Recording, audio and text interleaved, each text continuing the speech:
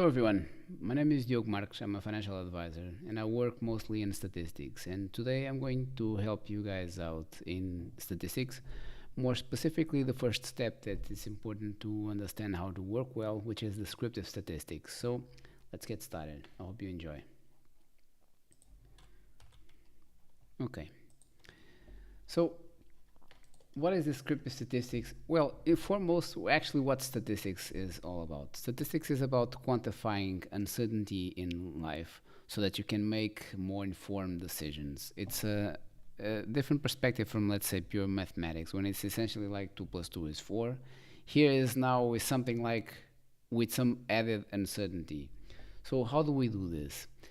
In classes, in colleges, in all sorts of levels, stuff starts getting very unclear because for the most part professors are not very good. They're not clear on what they are showing you, either because they really don't know what they're talking about from a practical point because they're just theorists, or they just learned how to do something like before and just keep doing things in a way that in reality doesn't work.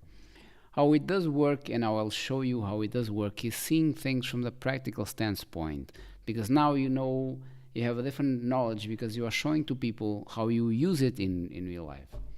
So the first step, and it's important to understand, is dividing exactly what statistics is, because most part you have like exams and all that, you have like a bunch of stuff, everything is like comes up served like as a salad, when in reality different departments, different disciplines, different stuff you need to know in each one so that you can then work on those more specifically. So the first step is gathering data. It's also called EDA, or exploratory data analysis. It's gathering stuff so that you can then do something with it. This is called applied statistics. There are several names. Sometimes it's called survey methodology or just a science of gathering data. There are all sorts of names for it. That would be step 3. So gathering data. Okay, so people that do like those phone surveys, or that the whole point to it from that department in our class of statistics is just people that gather stuff, so then they can send that stuff when they have the data set. They then send that to people in descriptive statistics, which is what we are going to talk about here today. And then when people in descriptive statistics, they finish, they then show the data, they send the data to people in inferential statistics so that they can do other stuff with it. We'll get to the inferential statistics part. Now, statistics, it has two disciplines. They kind of go hand in hand, but it's kind of another department. And it's not like... it's kind of different disciplines. It's usually set theory when you see like those diagrams with those circles. Set theory. And the second step is combinatorics. So it's about counting. When you're talking about population distributions, when you're talking about, it's about using data.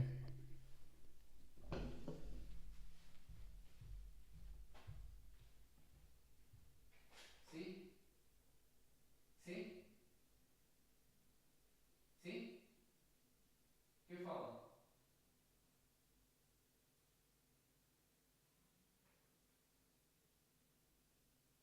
Sim, mas eu não estávamos hoje à espera, estou aqui em reunião. Marca um e-mail e a gente depois marca uma call.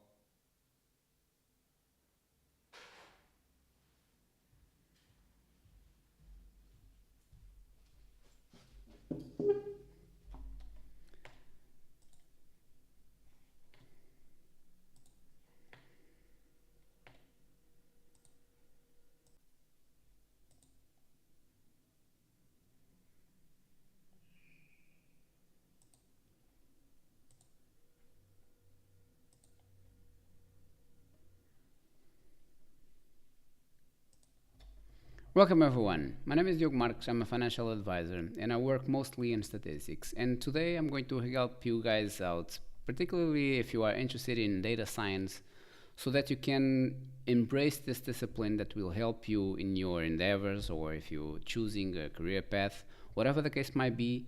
Learning statistics is about kind of learning a new language, and as soon as you start understanding how this works, it doesn't it just doesn't become easier. It becomes easier to you because you now start talking the language. That's pretty much it. So let's get started. get the slides here. All right. So statistics encompasses several fields. The first one is about gathering data. The second one is about describing data. And the third one is about inferring to the population from a sample. Because the whole point to statistics is that there's way too much stuff for you to do like from one point. And the whole point to it is just you use a sample so that you can then infer to a population. Think about it. Let's say you live in a neighborhood that has like 100,000 people, right? And you have like your specific building has like 10 people. They have like all of them are 7 feet tall. If you wanted to infer like on average what's the average height of people like in your neighborhood, it's impractical to think about it because you'd be thinking about like just the people that you know, they are or 6, 9, 7 feet tall, right? And you'd be extrapolating for all people that would have the same height. So you need a representative sample from the population so that on average it will represent the population. But that would be in inferential statistics, okay? So the point is you gather data, you then describe it and show it in graphs, which is descriptive statistics. You then send that to inferential statistics department. Essentially in reality you do everything, but just for you to understand how this works. And from the inferential part, it's just making inferences, informed decisions from a sample to the population, because the whole premise to this is that the population is way too many people, and you use a subset of it so that you can make informed decisions on it, okay? And there are number 4 and number 5, it's probability theory and combinatorics. These go hand in hand, but it's kind of like tools to help statisticians. These are not kind of, doesn't come all commingled in the same place. By itself, each one of them has a whole ton of work to do in the whole thing, but a lot of stuff to work. But just for you to know how this works. So probability theory is about understanding that probability goes between 0 and 100%. And then we have all sorts of stuff that we can do with it like in a mill. But the key point is to understand that probabilities go from 0 to 100%, okay? Combinatorics is counting, is science of counting. And it's not statistics, it's counting. But you need that because when we are dealing later on with statistical distributions, we will need that because combinatorics, all sorts of stuff from it enter into the formulas for us to calculate like sampling and using the distributions. So again, we gather data, we describe it and show it in graphs. We then infer to the population, and we use probability theory and combinatorics as like math tools in order for us to make the calculations. You good? If you guys want to share some comments in the chat, I'll help you guys out. So descriptive statistics is the point for us for this class. So the point again is to describe data and then to show it like in graphs, okay? So how does this work? So the first point to understand when you're talking about statistics is that, like I said, the key point to this is that a sample is it's a representative of a population because a population is way too large for us to just use it. Think about it. You want to test the heights of people like all over the world. So are you going to talk with 7 billion people? Right? It's unfeasible. So you need another way of doing this. So you use samples, okay? Notice that this is a key point when you're learning statistics in college. It's not to mix letters up. Notice how we're talking about the same thing. We're talking about the mean, we're talking about the standard deviation, variance, proportion, and size, and many more that we have. This is related to the same thing, but you are in different islands. You have the island of the sample and the island of the population. So seen from the sample, it's called statistics, and seen from the population is called parameters, okay? Notice how the letters are different, and when you have problems, like when you say in academia, in college, you're learning about this stuff, you need to understand the calculations that they're asking you, if you are doing calculations from the sample or calculations from the population, okay? Because the letters are different. Some formulas are the same, but for the most part you start getting formulas that are different, so you need to know which formulas to use. And the key point to this is understanding, am I in the sample or am I in the population? Am I in the population? And the telltale sign is about the letters that they're using so that you can understand, or when they say population parameters, when they say sample statistics, okay? Notice these, because you need to know this so that you can know which one you're calculating, okay?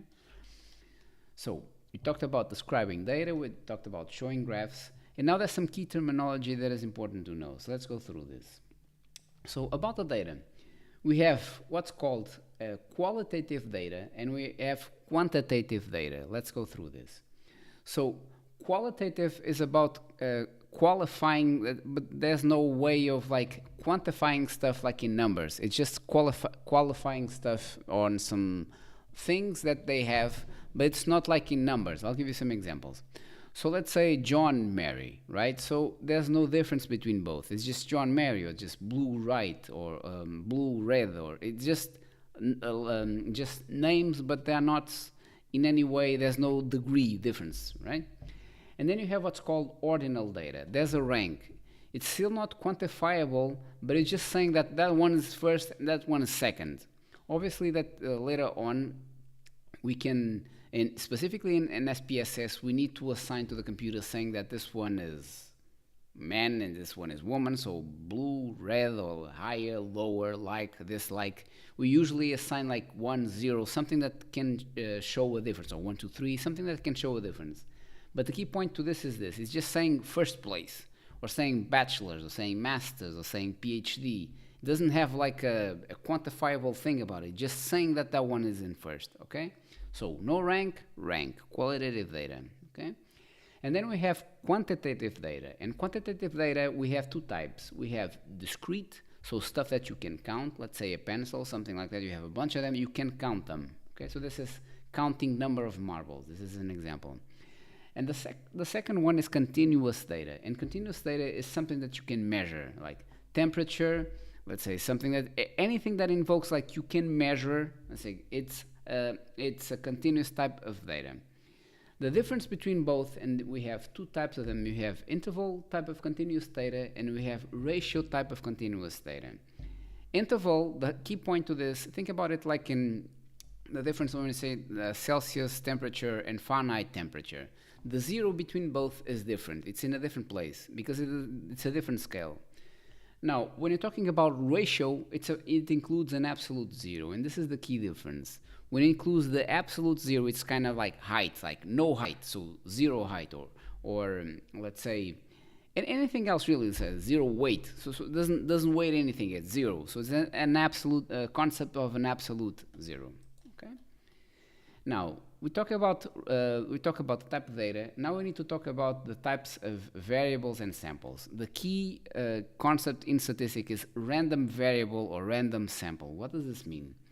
Random because you can extract any type of sample from the population, or when you're talking about, in order for it to be representative and not to be biased, it's a random that you take from it, like it's not a specific one. You understand? That's the concept of being random. And the other one, it's about being a random variable. What does this mean? This is closely related when you're talking about computer programming, when essentially you're saying A is my random variable, right? Could be anyone, right? And you are assigning something to that variable. So let's say x equals 5 now becomes a constant. But if you have something like C, let's say it's a random variable, when you say like Bernoulli, we'll talk about this in the beginning, and accept a parameter of 0.5. So essentially say that x, your random variable, follows, that's what the squiggly line means, a Bernoulli distribution, and this is Bernoulli distribution is kind of black box. We'll go through this in the informational model. Takes on a value of 0.5, okay? And then, so let's say we have an example of, say, we have a random sample that includes, let's say, 6 red marbles and 4 red marbles. This is the way that we usually portray this. We have like S or any type of like big letter, and then we have the parentheses, and then we have the stuff that goes inside it, okay? So random sample, random variables, okay? Now let's talk about data points and data sets. So what does this mean? So we have people that gather the information, and we have, let's say, grades from class. So we have like a bunch of people, and we have grades that we gathered from the students in that class, right? These are all the grades. A grade is a data point.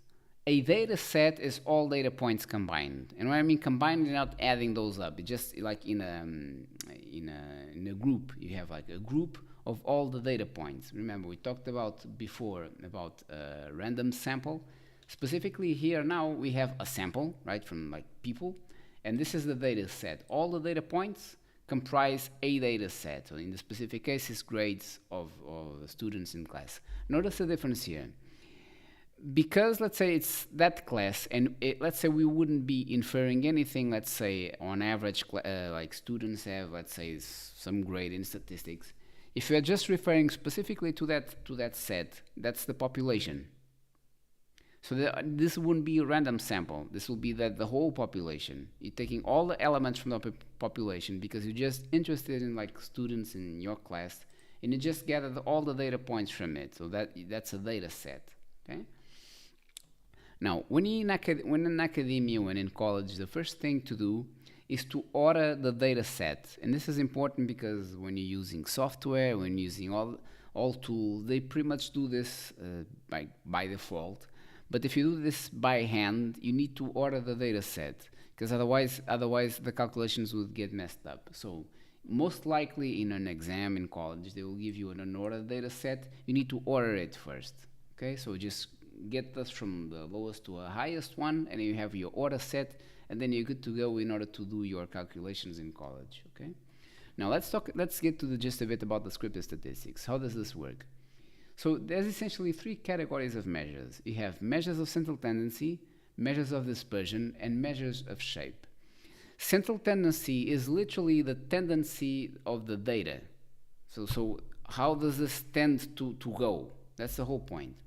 Dispersion is about it's the variability of the data. Let's say you have something like this, or you have something like this. This one has a higher dispersion than this one, okay? And shape is literally what this is saying. If this is like this, or this is like this, or like this, or like this. It's about the shape itself of the data. Okay, let's get to this like in more detail. So central tendency, it's values that represent the center of the data set. Let's go through this.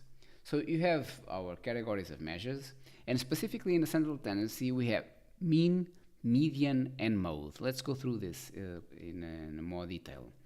About the mean, we have essentially 4 types of mean. There are several ways of calculating the mean, and most people, they use like they add all the numbers and divide by the total count, and they have the arithmetic mean. But there's other differences, other ways of calculating means. I'll show you some different ones. So you have the arithmetic one, which is for the most part what we use. We have the harmonic one. Notice that the numbers are the same. It's 3, 6, 9, and 12, but it comes in fractions. And it's the total count divided by all that. And this is a different number. These are usually used in rates and ratios like speed and those types of measurements. It's specific. This is a very specific type of mean that people calculate. In geometric, this is typically in financial calculations. So you take all the numbers, then the count goes on the root, so it's root to the 4th power. And notice how the numbers are different. This one is more general, and as you start getting more specific, the numbers start getting different. This is key because when you are, this is kind of, think about it like you are using specific types of means for specific types of industries. That's all this means. For the most part, we'll be dealing with arithmetic, just for you to know that there are different types of mean that you can calculate. All right, so then we talk about the mode. And mode is an interesting one because it's the data point with the highest frequency. Notice this expression, the highest frequency. So let's say you have 2, 4, 4, 5. The mode is 4 because it's the one that has the highest frequency, the one that occurs more. And you're thinking about, we'll see this later on in histograms. We're talking about the frequency count of data points. It will be something the highest one because it has more numbers of that one. So in the specific case, the mode is 4. Okay. If you have something like this, if you have 2, 4, 4, 5, 5, 6. The mode is the highest one. It's 4 and 5, so it's a bimodal data set. And on the same hand, if you have something like this, you have like 4, 4, 5, 5, 6, 6. The mode is 4, 5, and 6. It's trimodal or multimodal data sets, the same thing. But notice this one. This one we have same as before, 4, 4, 5, 5, 6, 6. But then we have 3 7s. So the mode is 7 because the rule is the data point with the highest frequency. So there's only one, which is 7. Okay? So the key point to this is understanding that, okay, when you look at the data set, if you don't have any that occurs at least more than one, there's no mode. But if you have one that prevails, like you have a frequency that is highest than 1, let's say this one, it's that one.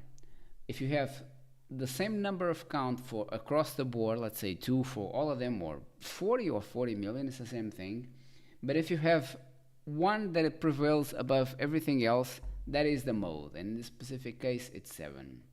Okay?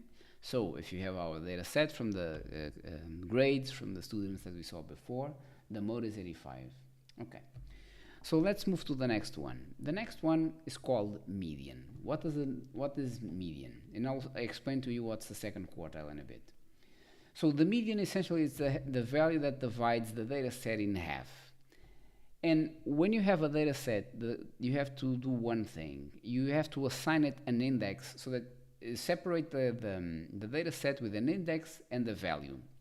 In programming, for the most part, we deal with indexes that start at 0, but in statistics, it starts at 1. Okay? So we have our values here below. So this is our data set. Note that it's ordered. And we have the indexes above, so that we know that value 1, this corresponds to this one, and so on. So we are, let's say, in 9th position. The value in 9th position corresponds to 5, and so on. So the median is the value that separates the data set in half. But we can have a data set that is even, and we can have a data set that is odd. So the way for us to find the median when it's an even data set, it's the indexes like in the middle, and you sum the values and divide by 2. Specifically, the formula, if you wanted to use in a way that you could calculate any of them, it's the total count divided by 2. So you get the first index of the second quartile, and then it's the next one. So same formula, just plus 1, and then you get 7.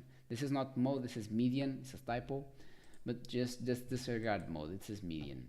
So index 6 and 7 that we calculated here, and now we need the values, and the values are 4 and 4 respectively, and divided by 2 is 4. Now, later on we'll be talking about dispersion, and since we have the calculations here of the quartiles, I need to explain to you what this means. So let's just go through the odd one, and I'll explain the quartiles as well. So now this is the case that we have an odd data set. See, the indexes here ends at 7. We have the values below. So the median, the value that separates the data set in half, specifically here, it's n plus 1 divided by 2. So 7 plus 1 divided by 2, that's 8. Divided by 2, it's 4. So the value is 6. And this is the framework that you use for an odd or an even data set. So let's talk about these ones. What do these ones mean? In statistics, we don't always need to, besides knowing the value that divides the data set in half, we might need to find values that divide the data set in, say, in some percentile. So there are some specific percentiles called the quantiles or quartiles. The same quartiles is when you divide by 25%. But you could also have like percentiles, like say in tens. So you have like 10 times 10, you have 100% of the data, but it divided like in chunks of tens. Mostly, for the most part, like the kind of the key ones we usually use is the quartile. So 25, 50, 75, and obviously 100% and 0. So you are essentially dividing the data set in 4 chunks. So you have 0 from 25, 25 to 50, 50 to 75, and 75 to 100. And the way for us to calculate that when it's even, because you already use this chunk to calculate the median, not the mode, the median. So notice that this is kind of jumps at I. The value that divides this in half is when you are at index 3, so it's the value 2. And on the same side, when it's a third quartile or 75th percentile, same thing, it's this value here. And it's when it's odd, it's the same thing really. So you have these ones and these ones. Okay, so you have the corresponding values. It's 4 and 12. So now we're entering we already entered the concept of spread and dispersion, and specifically the quartiles or the percentiles address this. But the key to understand about dispersion, the best way to look at this really, let's say you and I decide to invest in, we have three options of investing in funds. And we start at January 1st and we sell like a unit of participation on all three funds at 31st December at the end of the year. The key here, and disregard the 50 for now, just think about, just disregard the number, just think about it as like the mean that we received from each fund. And we received 8%, all of them. Imagine it was something like this. We received 8% from all of the funds. But the difference between those was the dispersion. Let's say the blue one, this highest one, has less dispersion. So what this means is that throughout the year, it varied less. Let's say it's a real estate, let's say you bought the house, it's an income property, and then the whole issue that you had with it is that you needed to change a tenant like in month, I don't know, month 4 or 5 or something, and you got a new one. So the income from the rents varied a bit, but it was just for that specific month, right? But it kept paying the same thing, right? And then let's say the red one is, say like you invested in the stock market and then stocks went up and went down throughout the year. But at the end, at 31st December, it ended up producing exactly 8% as well, right? So it just varied more. It varied like 75% up, like 25. It ended up at 50% as well. So in our case, it was like 8%, the average of all of those. But it varied more, right? And then he did some crazy investment in, say, on a startup or something like that, like the green one. The guy went all over the place. You thought you would be losing all the money, and then he went double size. And then because like the whole stuff, it didn't started to converge, and then we got from our money 8% as well. So the mean value as well. So the key point to this, when you're talking about variability, is that the dispersion around the mean, and you get the mean when it's ending. So it ended, we have the mean. But it varied throughout the whole period, okay? And the degree of variability throughout that period is what we would call dispersion, okay? So we have a bunch of measures that use to qualify dispersion or spread. Let's go through all of those. So again, we have the data set. The first thing to do is to order the data set. And then we use the index with the values below. And the first measurements that we can use is find out, meaning it's minimum, maximum, and range. So minimum is the first value because it's ordered, right? Orders from the lowest one to the highest one. Maximum is the highest value, and range is the difference between both, okay? So we talk about these three ones. We already talked about the quartiles. So again, quartiles, specifically it's 25th, 50% and 75%. What this means is that, let's say you're in a third quartile. What that means is that 75% of the data is below the calculated value. Notice here, 25, 25, 25. Okay, so you have like your data set. 75% of the data is below that specific value you calculated because it's ordered. Let's say the value that you calculated for the third quartile is like, I don't know, like 11.5. What this means is that 75% of the data is below 75%, is below that value. Okay, same thing, it's like 25%, so 25% of the data is below the calculated value. Let's say like 4.8 or something like that. Okay, so quartiles dividing the data. The median is a special case of the quartiles because it's the second one, because the second quartile is 50%, and 50% is half of the data. But not to be confusing with second percentile or second quantile, because if you're thinking about in tens, like if the second one would be 20%. So this is just a specific case when you're talking about quartiles, specifically when you're talking about the 50% one, which is the second quartile, okay? So let's go through this, some more examples. So we saw the quartiles. You already calculated this part. And now we have this interesting concept called outliers. And the best way for us to understand how this works is, let's say like in class, like for the most part, everyone got, let's say, between 50 and 70%, let's say. But then we had like someone that had 100%, and we had another person that had 0%. Those are outliers. And it makes kind of intuitive sense when you see this, but it's harder to put in calculations just by words. How do we do that? How do we put outliers in calculation? there was this very famous mathematician called Tukey that came up with this formula called Tukey's fences. So we have a lower fence, which is essentially the first quartile, okay, minus 1.5 the interquartile range. So essentially it's kind of a threshold. Anything below that, that's a lower quartile, right? And on the other hand, we have the third quartile, so 75% of the data plus constant, which is 1.5, this is a fixed number, times the interquartile range, meaning the difference between the third quartile and the first one, and then you get a value. How does this work? Let's look at an example. So let's say we have this data set here, and we have the values associated with it. So when you calculate the Tukey's fences, so this is the first quartile, the third quartile, and the interquartile range, which is the difference. So when you calculate the first fence, it's minus 8. What this means is that we would have an outlier from a negative side if we had a value that was less than minus 8. But we don't in this case. So we don't have values below 8, minus 8. But 45, it's a value below 24, which is the upper fence. So 45 is an outlier. Okay? So this comes kind of together to the first graph in descriptive statistics, which is called a box plot.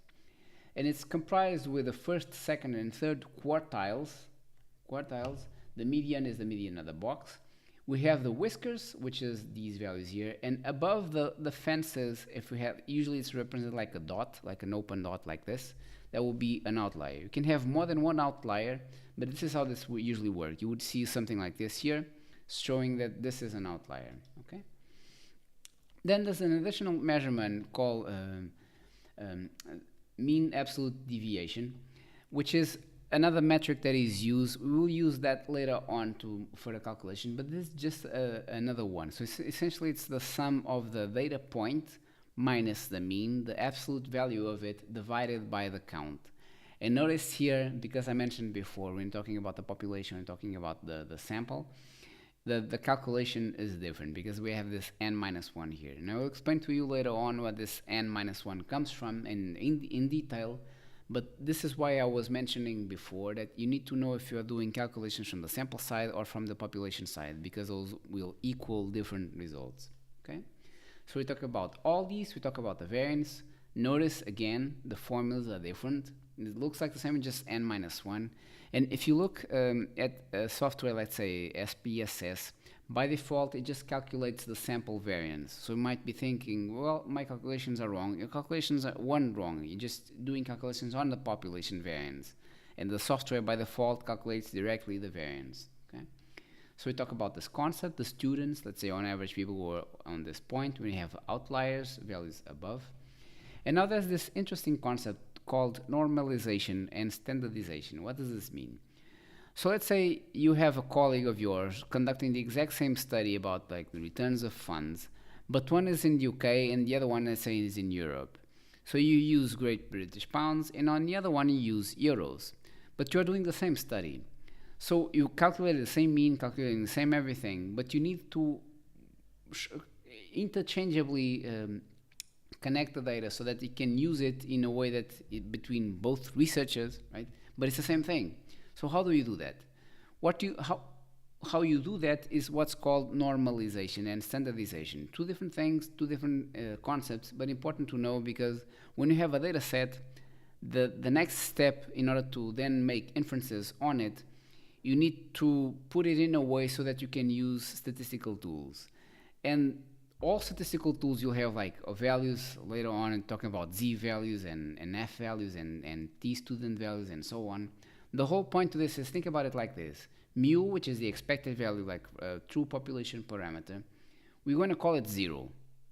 But in reality, your data set hasn't changed. It's like it was like at a line that's say 8%, like the funds, but now you put it at 0. It's the same data set, you just kind of think about it like you just shift it. That's all you did, right?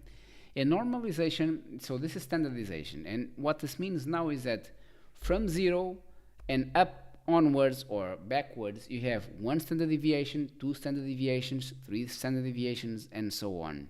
So it's a better way of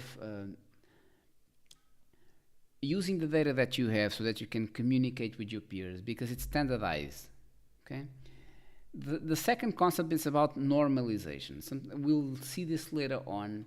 For the most part, sometimes data is not normal. We'll talk about p-values and talk about like the Russians, the tests that we can conduct in order to check if the data is normal or non-normal.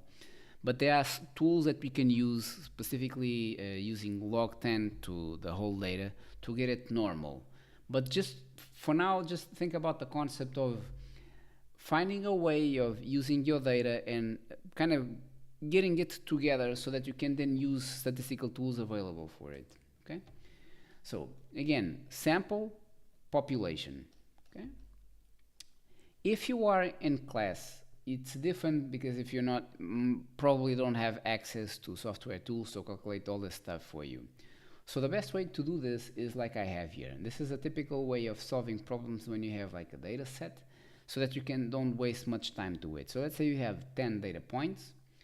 You have a sum, so you sum all the data points. You have a mean, so the mean is the total sum of the data set divided by the total count. You have essentially what you do in order to calculate the variance. You create 4 columns. Create the first one, which is the data set. It's all the values here. Notice ordered.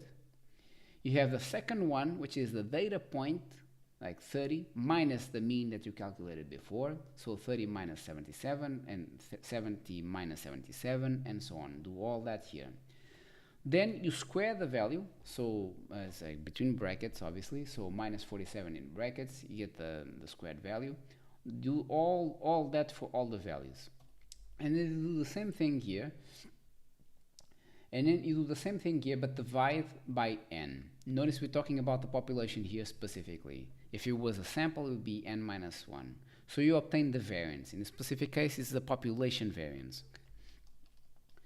So we talked about the standardization. So what you do is, to get what's called the standard deviation, it's literally the square root of 321. That's all it is. So one standard deviation is 17.92%. That's all what this means. Okay? So this is why you see sometimes in fact sheets of investment funds, you see like return and then standard deviation at say, I don't know, 14.9 or something like that. That's one standard deviation. That's what that means. So if you see 2 standard deviations, 3 standard deviations, and so on. In this specific case, it's 17.92%. Okay, so essentially you are quantifying like the dispersion of the data after the mean, above it or below it. So one standard deviation in the specific case represents 17.92%. Okay? So we talked about dispersion, we talked about the central tendency, and now let's talk about shape. And shape is literally the shape of the data. So you have something like this, you have something like this, or something like this, or that. That's the shape of the data. And this comes usually in twofold. It's the skewness and kurtosis. So skewness, it's a relationship that you can see, that you can quantify with the relationship between mean, mode, and median.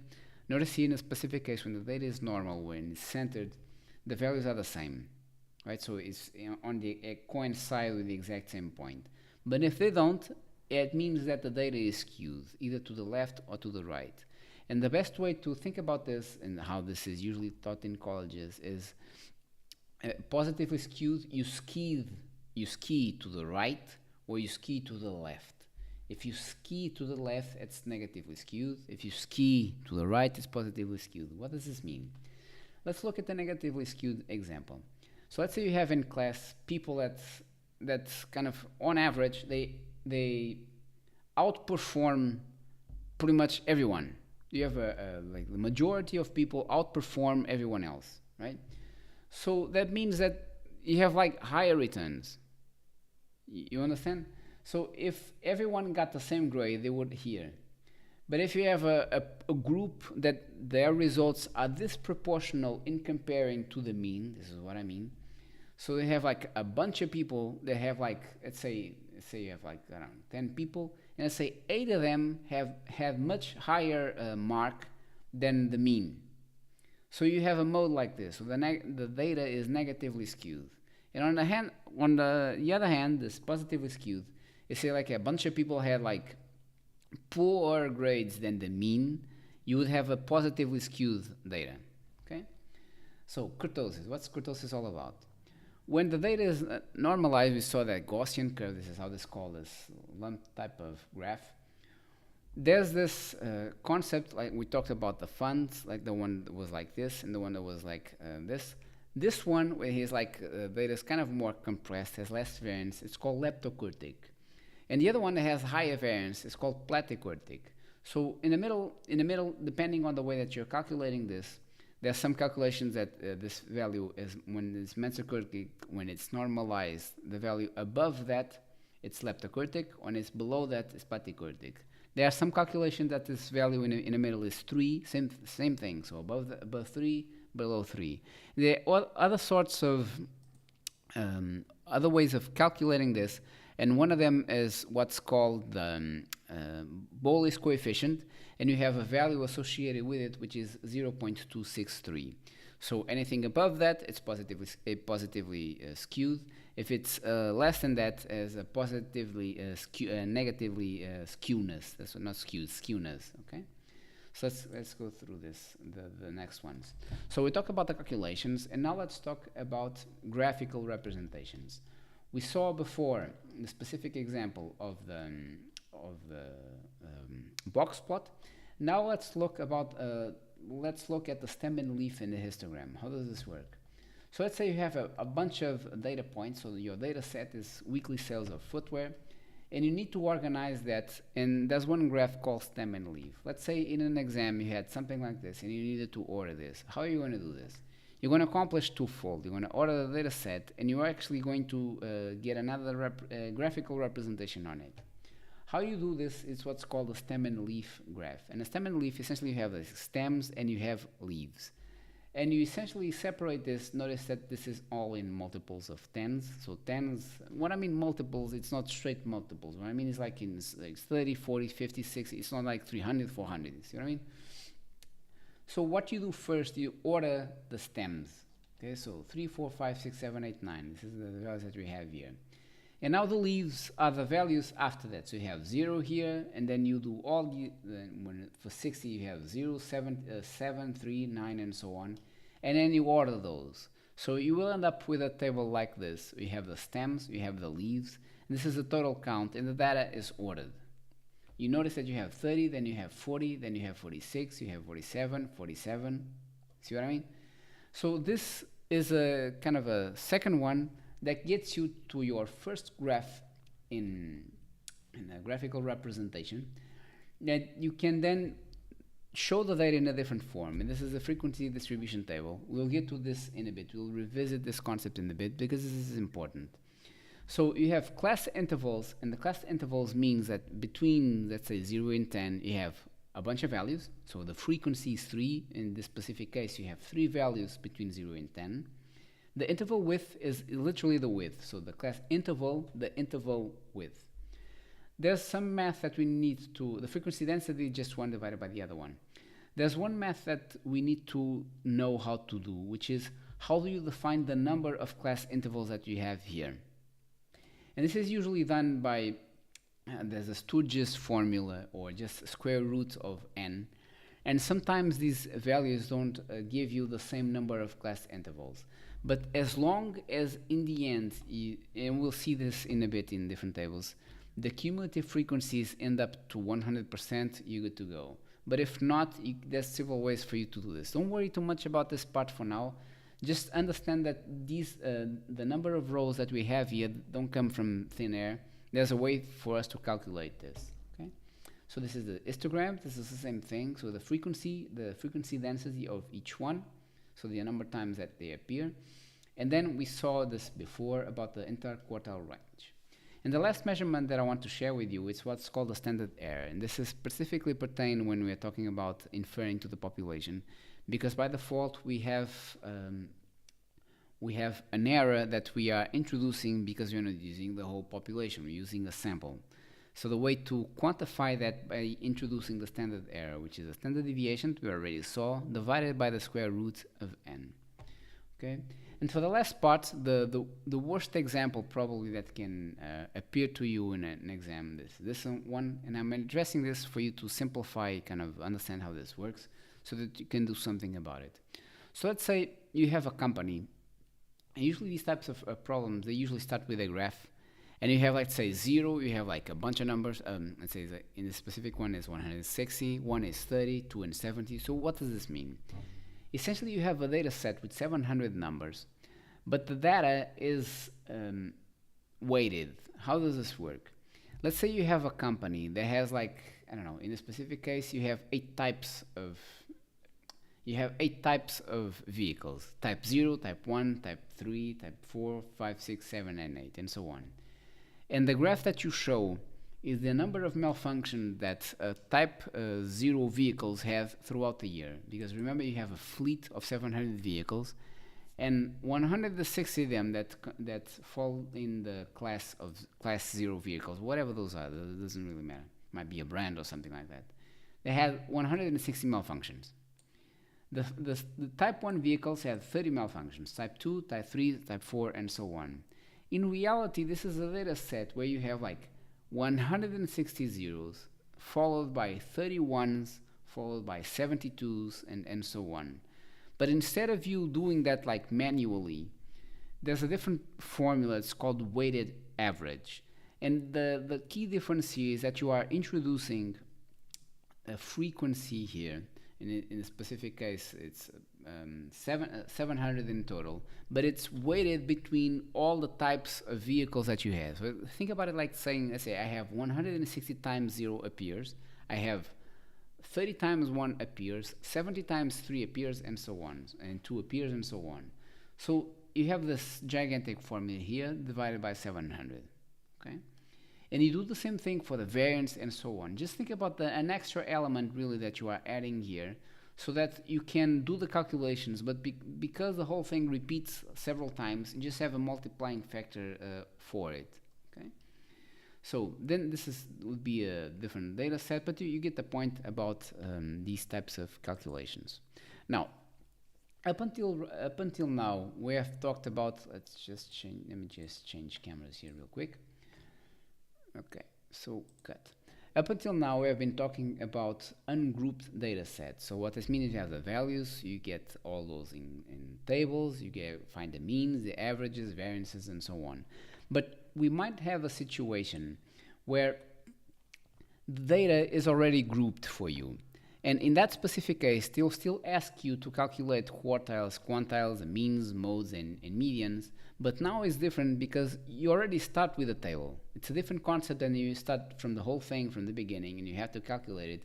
Here specifically, you're starting from the beginning. So how does this work? I'll show you. So here's the table that I have, and we have classes here. This is in Portuguese, but I'll explain to you how this works. So the data is grouped already in classes, and the specific one is intervals of 1.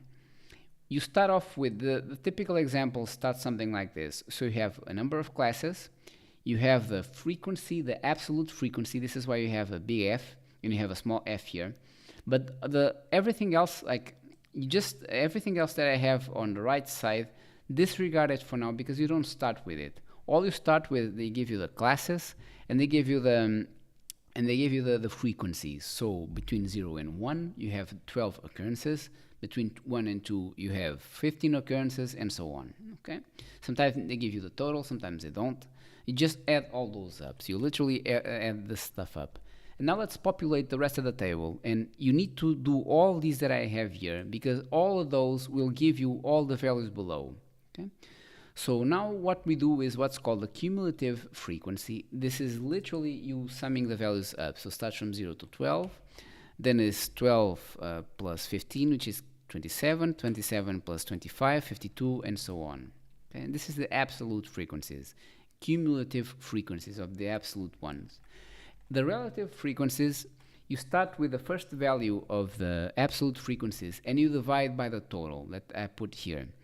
And it's literally iterating all over it. So you'll end up with the relative frequencies. And obviously those end up with 1 because you're dividing that through 100, okay?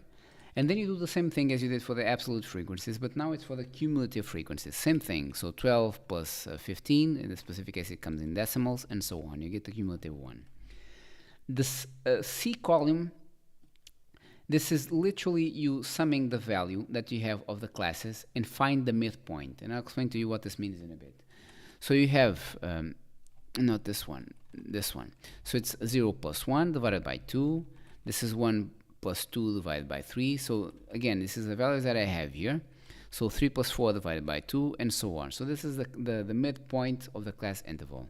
And now it's just populating all the other stuff because you already have these values. Disregard what this means for now. Just think about it that you need this in order to do the calculations of the statistics, okay?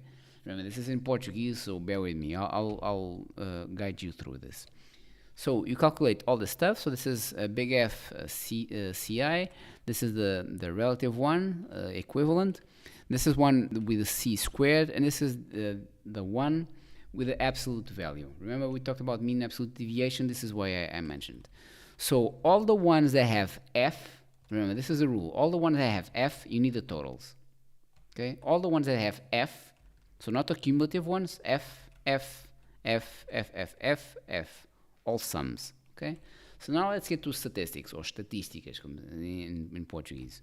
So n is the count of the numbers, mu is the mean, and mean, note that we have mu, so population, dealing with a population, and the mean in group data, it's the total value of this one. Okay, this is why I have this here. Note how this starts becoming easier. So the mean, we'll talk about the median and mode in a bit. The variance, the formula is the value that we have here. So this one that comes squared minus the mean squared. Okay, this one is the standard deviation. So we talk about the variance, not talking about the standard deviation, which is the square root.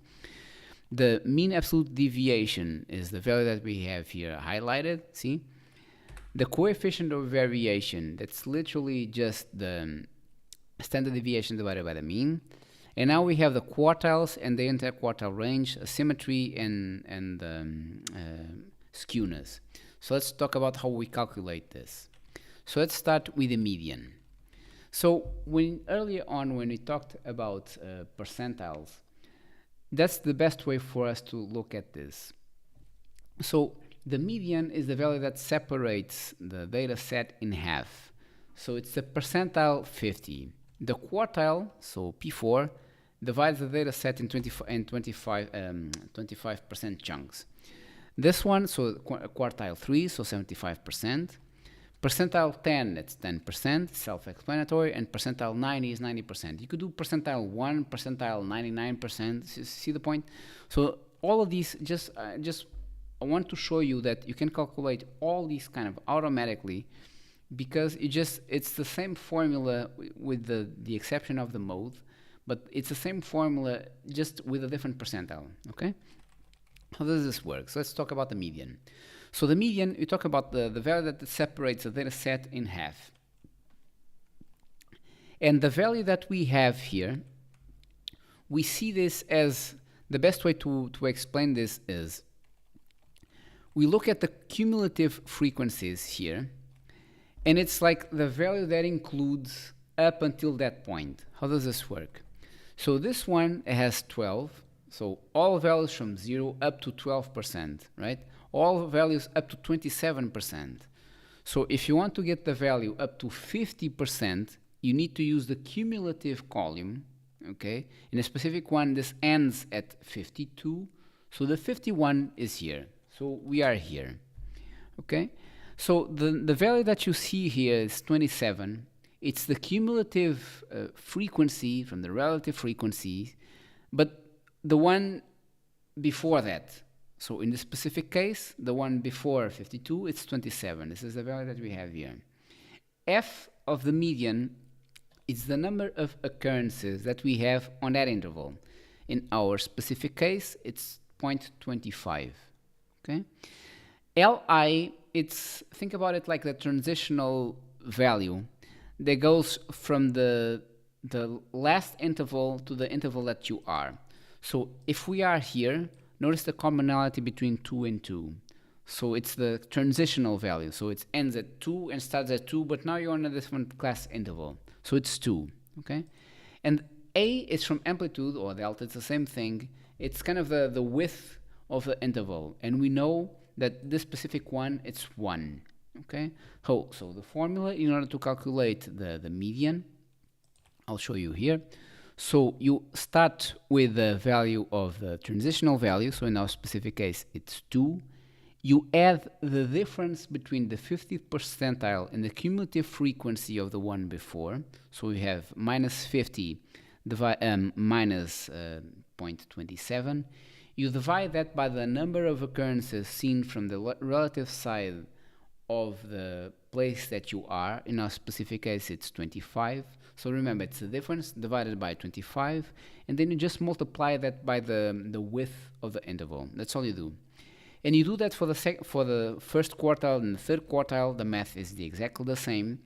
And then you will be computing like the first quartile, the second, the third quartile, and then percentile 10 and percentile 19. I'll get to what those mean in a bit. But as you see, this is the same formula across the board. You just change the percentile. You need to identify where you are.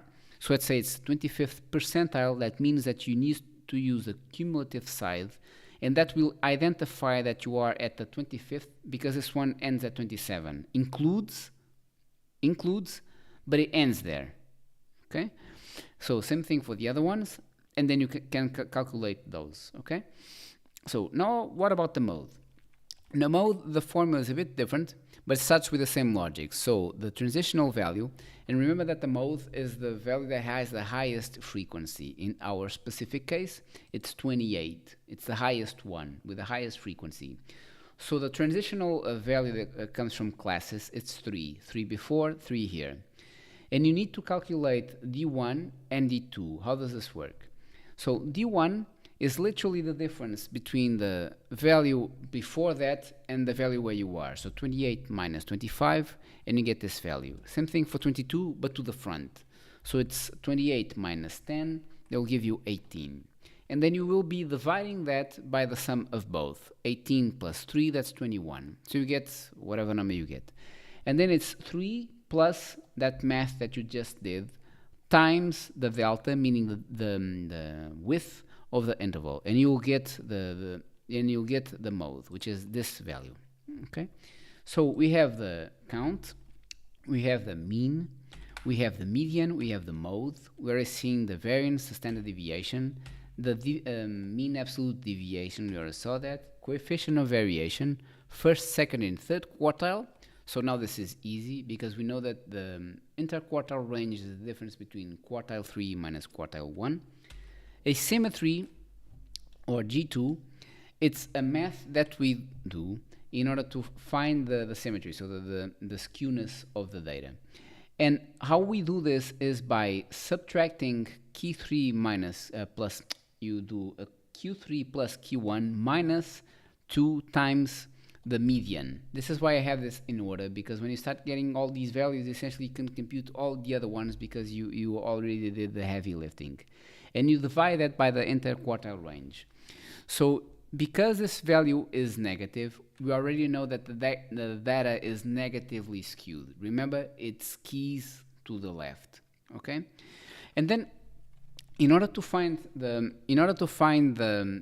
if it's leptocortic, mesocortic, or platycortic, we use Bowley's coefficient. And Bowley's coefficient, we have a value, a reference value, let me show you here, which is 0.263. What this means is that a value below that, it's platycortic. Remember those crazy guys from the derivatives.